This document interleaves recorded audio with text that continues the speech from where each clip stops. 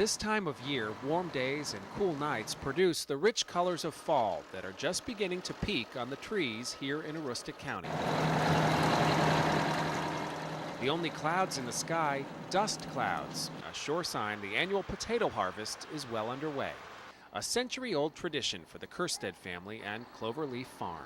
Back in 1903, my great-grandfather started growing potatoes for the first time. Scott Kerstead hasn't had a lot of sleep lately. He doesn't have time. He's in a race against the clock to harvest 400 acres of potato before the first big frost. Mother Nature can play games on you at any time. He should know Scott grew up on this 1,000-acre farm here in the county, as it's called. Drove his first tractor when he was 4 years old.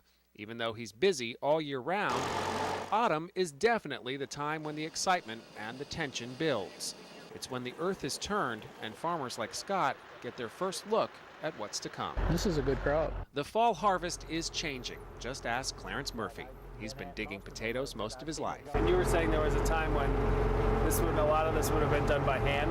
Oh yes, it was a two-row digger, and it just laid the potatoes out, and then kids or grown-ups would pick by hand, put them in barrels.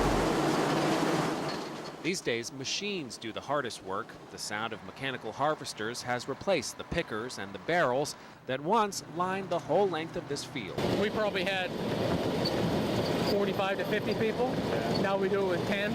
But believe it or not, finding 10 people to help with the harvest isn't as easy as it sounds. That's because one of Aroostook County's largest exports isn't potatoes, it's its people. The 2000 census figures show the county's population declined 15% in the last decade. Despite a pretty bad season last year, farmers here in Aroostook County predict this year's crop should be pretty good. But one thing many of them do complain about is lately there seems to be a lack of workers willing to put in those long hours out here in the fields. The county is still the only place in the country where some schools close during harvest so students 16 and older can help out on the farm. High school senior Sean Daigle will spend his vacation working 70 hours a week sorting potatoes, separating clumps of mud and bad potatoes from the good ones before they go into storage.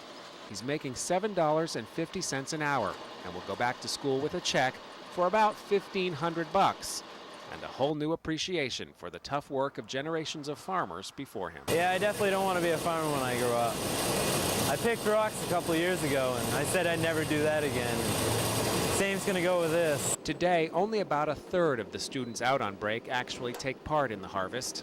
It's one reason why school districts are constantly debating whether to discontinue the tradition. There's more people that move in and they go to the school board meetings and say, why do we have harvest break? You know?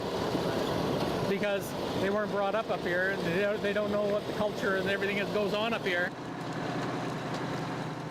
Something else people may not know? Maine's potato industry took a massive hit last year.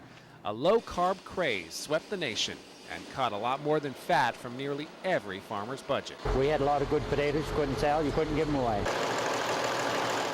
Despite all the hardships, Scott Kerstead says he can't imagine any other way of life.